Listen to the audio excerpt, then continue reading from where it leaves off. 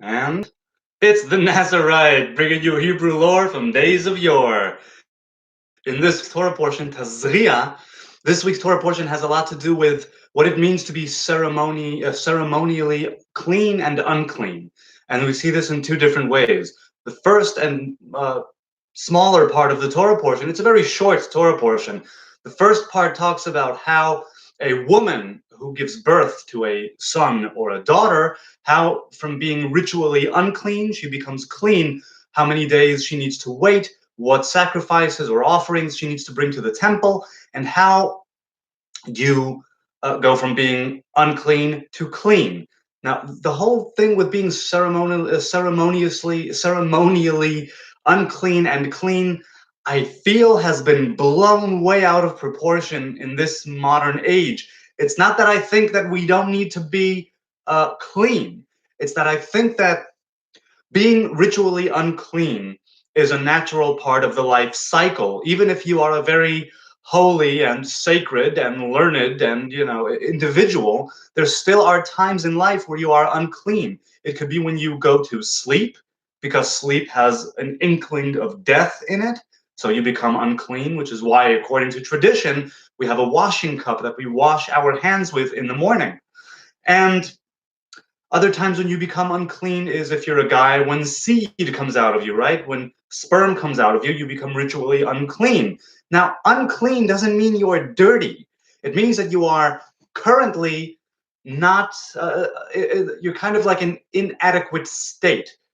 So for certain things like visiting the temple or bringing certain offerings, it becomes you become unable to perform certain duties or activities, but it's a natural part of life. So, and nowhere do you see this more than here in this week's Torah portion, where in the first part it talks about a woman who is pregnant and who gives birth to a boy or a girl, a joyous and welcome thing pretty much always, yet she becomes ritually unclean by bringing life into the world.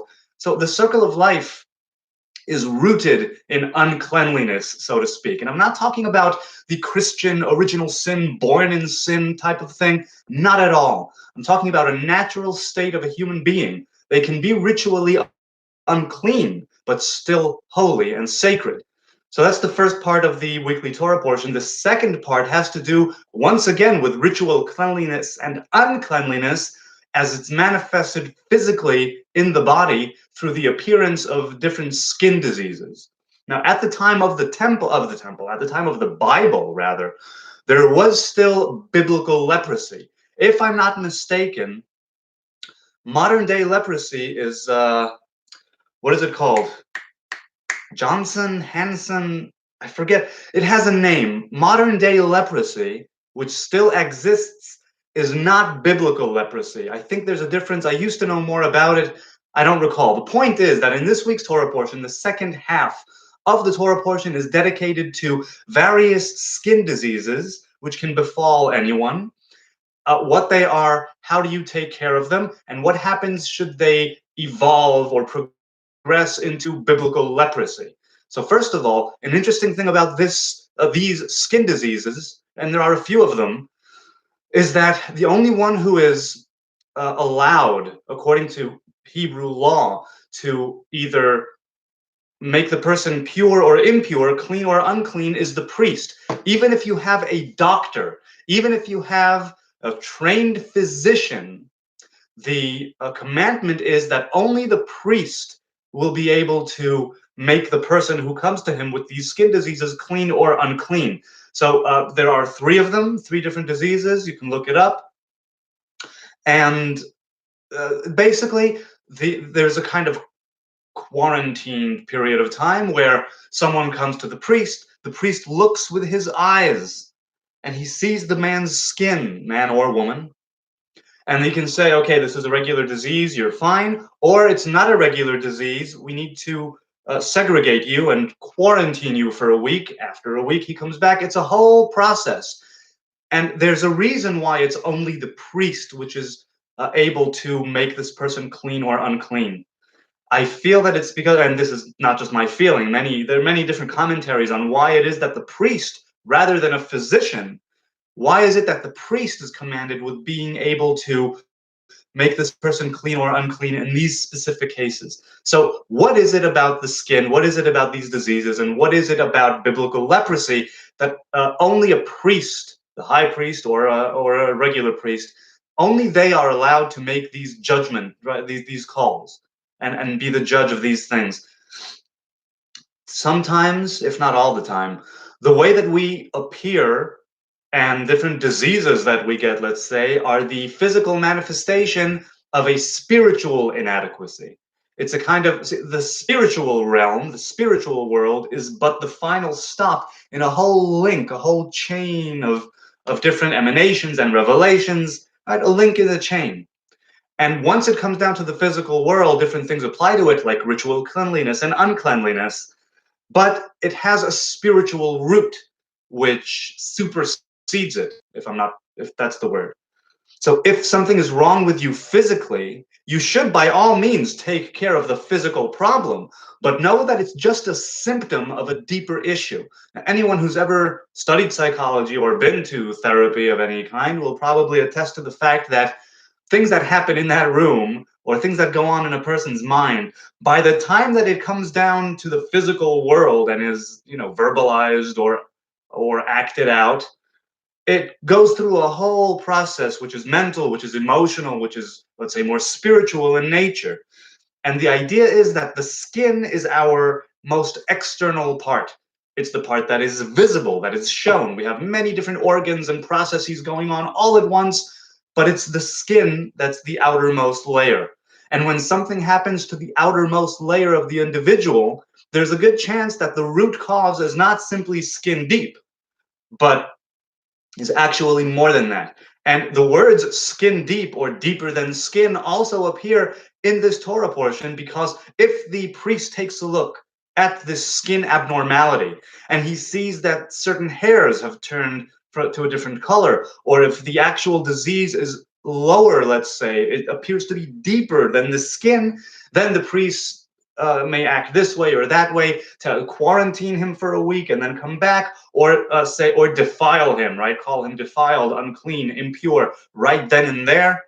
In next week's Torah portion, we get more into leprosy and how a person is cured, is made whole again, and the different offerings, and I'll talk about that next week. This week is simply about understanding that your physical existence, and more so your physical inadequacies or skin diseases, your physical state is usually a direct, it has a direct correlation with your spiritual self. This doesn't apply 100% of the time visually or as you would think, because obviously there are people who are really terrible people, yet they're very healthy and they're well-to-do and all that. And I'm not going to get into that right now. But in this specific case of a person, a man or a woman, showing up with some kind of a skin disease, there is a kind of mandate which the priest has. The priest is allowed to make the call. The priest is the one who has more training in this issue physically. Usually it's the priest that has more training, which is why we are commanded to go there. And second, the priest acts as a kind of intermediate, as a kind of middleman between the Most High and the individual. This is not always necessary, but it's necessary in this case because it's difficult for a person to judge their own faults and inadequacies. It's difficult for a person to see their own faults. So sometimes you need somebody from the outside to tell you, wait, look at what's going on. Look at yourself. Let me look at you. Let's see what's going on here. Literally, let's look at your skin. Let's see what your body is telling you. So there are different teachings on what it is that this person is supposed to deduce from this encounter. What happens if you're pure? What happens if you are impure? Now again, purity and impurity are a natural part of the life cycle, of the person's life cycle. We are not meant to always be pure all the time, at least not right now. There will always be people, places, things, situations in life where we become ritually impure. But there are times when we can do something about it, and there are times when we simply need to wait it out. And at any rate, we need to figure out why it is that we have become ritually impure, or why is it that we have become stricken with this disease or that disease. Now, obviously, there is a kind of random factor. There is some kind of an arbitrary thing going on. This is still Earth, and we are humans, and we have human nature. Nature is sometimes has a lot of randomness to it, at least from our perception. There's a random element to nature. So it could be that you are stricken with some skin disease, and it has seemingly nothing to do with the way that you've been behaving. So this is why it's important that the priest is the one who takes a look, someone who's outside of you, someone who may or may not know you, but who knows what it means to have some kind of issue with your physical self. And again, it's not a physician. The physician takes care of tons of other illnesses, diseases, and maladies.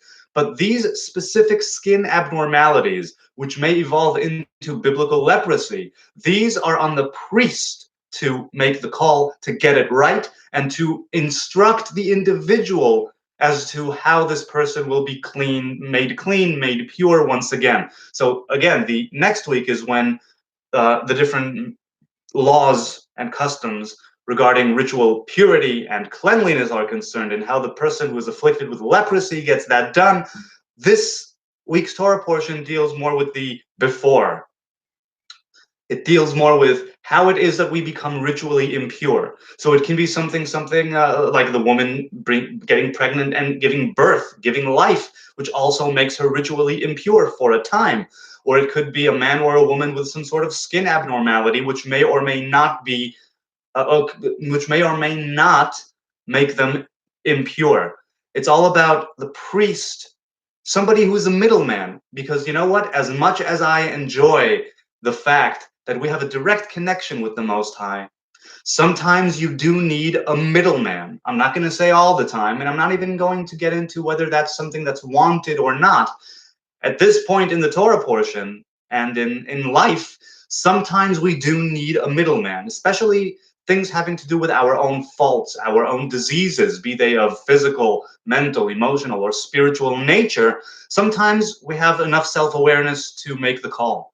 And sometimes we need to go to an outside, an external expert. So the priest acts as this external expert in this case, to be able to make the call on whether or not this skin abnormality is okay and that the person is pure and it will pass, or if it's not okay and this person needs to be quarantined and looked at again and maybe it becomes leprosy, and then that's a whole other thing.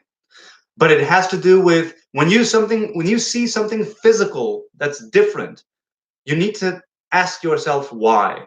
Even if there is a random element to creation and to nature and to human nature and to skin abnormalities, you still it should prompt you to ask, what is it exactly that's going on? Have I done something different with my physical self, with my spiritual self, which could have turned into this skin abnormality that I can see now plainly on my skin?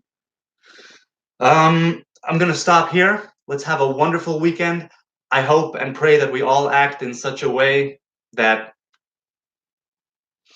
we are able to cure all of our inadequacies and be made whole and pure again, be made clean again. And that even though there are times when we are ritually impure, when we are not able to act or be part of certain processes or situations, that we will be able to constantly go back to purity, to cleanliness, and to do it in the most physical way.